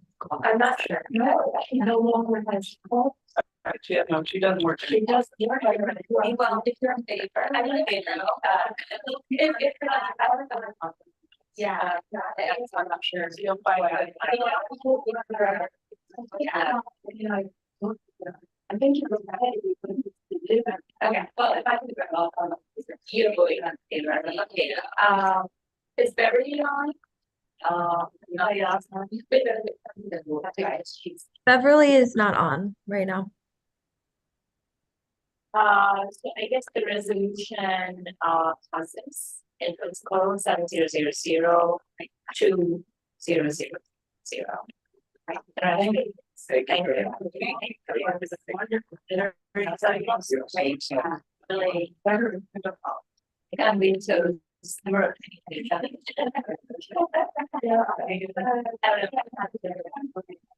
we'll see.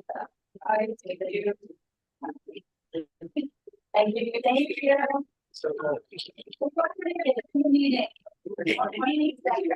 Oh, thank you so much. Okay. All right. Thank you so much for everyone.